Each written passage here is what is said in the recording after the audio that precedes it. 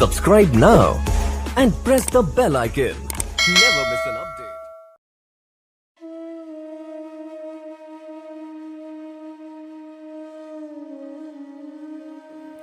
तो जी, जय श्री कृष्णा, जय श्री राधे। आज हम आपको सुनाते हैं कि अब तुलसी बाबा वृंदावन आए हैं। वृंदावन में राम गुलेला नामक स्थान पे रुके हैं।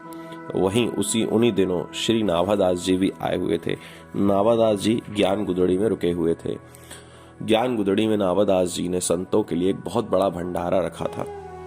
सबकी अपनी अपनी रुचि होती है। कोई भोजन कराना, अन्न वितरण करना इसको पसंद करता है, कोई वस्त्र बांटना पसंद करता है। नाभादास जी जहां भी जाते थे भोज भंडारा अवश्य कराते थे संतों का। तुलसी बाबा राम जी का नाम जपते थे, रूखा सूखा खा करके, जल पी करके भजन करते थे और मौन रहते थे।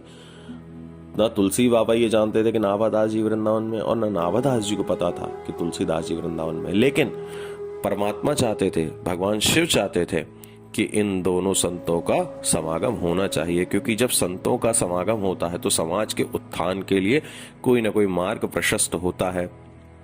तुलसी बाबा के सामने गोपेश्वर महादेव शिव जी का एक स्वरूप है जो वृंदावन में विराजमान है, उसे गोपेश्वर महादेव कहते हैं। वह गोपेश्वर महादेव भगवान शिव का ही स्वरूप है। भगवान शिव गोपेश्वर महादेव एक मनुष्य का रूप धारण करके तुलसी बाबा के पास राम गुलेला नामक स्थान पर आए हैं और बोला है कि ज्ञान गुदड़ी में संतों का बृहद भंडारा चल रहा है, जिसे नाभादास जी करा रहे हैं, आप वहां जाइए। भगवान शिव का आदेश है और एक संत का भंडारा है। यह सोच करके नाभादास जी की भक्ति की महिमा को जान करके, विचार करके तुलसी बाबा उस भंडारे में पहुंच गए। पर इतने संत आए हुए थे कि बैठने का स्थान नहीं था। तो जहां संतों की जूतियां पड़ी हुई थी वहां पर उन जूतियों के ऊपर ही बैठ गए। किसी ने साग पुड़ी परोस दी। अब खीर बांटने वाला भंडारी आया, तो जब वो खीर की परोसाई कर रहा था तभी तुलसी बाबा के पास वह पहुंचा।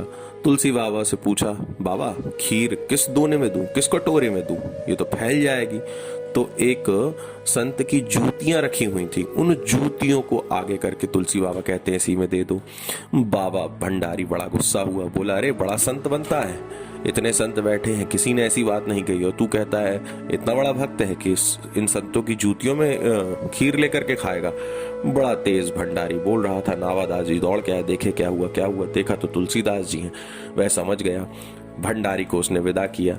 तुलसीदास जी को उच्च आसन पर बिठा करके षोडशोपचार विधि से पूजा करके उसके बाद तुलसी बाबा को यह घोषणा कर दी कि तुलसी बाबा को मैं आज अपने जो ग्रंथ लिखने वाला हूं, भक्तमाल, इसमें जो मैं भक्तों की महिमा लिखने वाला हूं, इसमें सबसे पहला जो मैं महिमा का वर्णन करूंगा वो तुलसीदास जी का ही करूंगा, क्योंकि ये सभी भक्तों की माला के सुमेरु हैं। इस प्रकार से तुलसी बाबा का वहां सम्मान हुआ। अब देखिए, मदन गोपाल भगवान श्री कृष्ण का एक विग्रह है वृंदावन में, उसे कहते हैं मदन गोपाल मंदिर। तो मदन गोपाल मंदिर का दर्शन करने जब तुलसी बाबा पहुंचे तो वहां पर तुलसी बाबा की आंखों में आंसू आ गए। उन्होंने कहा, प्रभु आपका स्वरूप तो अवर्णनीय है, पर आपसे, आपके इस स्वरूप को नहीं, मैं आपके राम स्वरूप को चाहता हूं, मेरे इष्ट तो राम ही हैं। वही मदन गोपाल उस समय तुलसी बाबा को प्रसन्न करने के लिए उनकी आंखों में आंसू देख करके उनके भाव को समझते हुए श्री राम बन गए। धनुष बाण उनके हाथ में आ गया।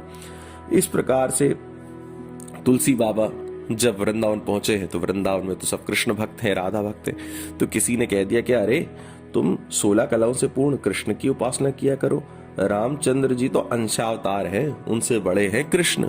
भक्तों में ये विनोद चलता रहता है।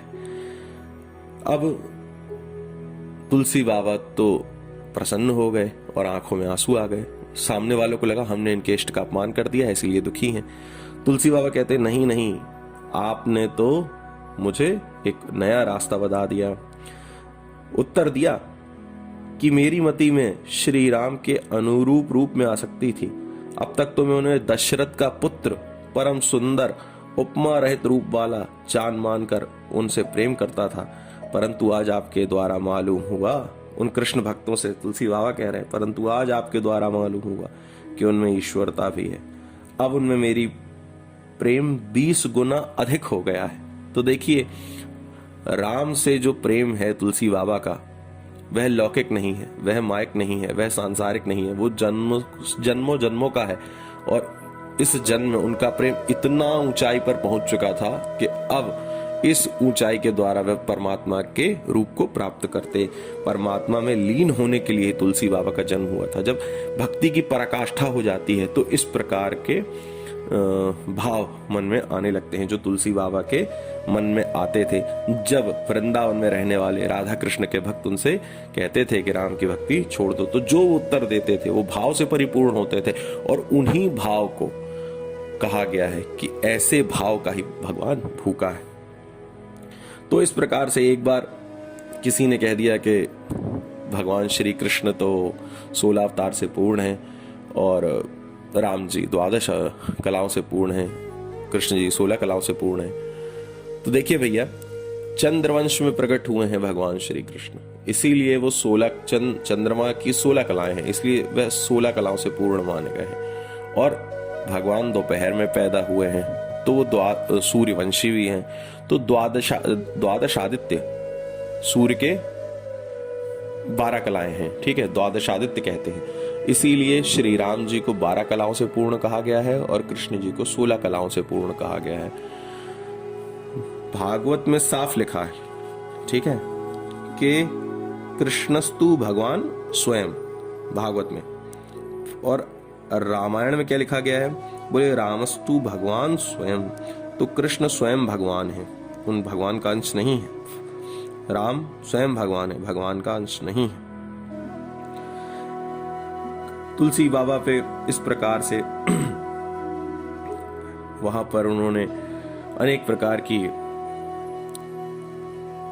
प्रसंगों को प्रस्तुत किया जिसका हम आपको कल वर्णन करेंगे। जय श्री कृष्ण, जय श्री राधे।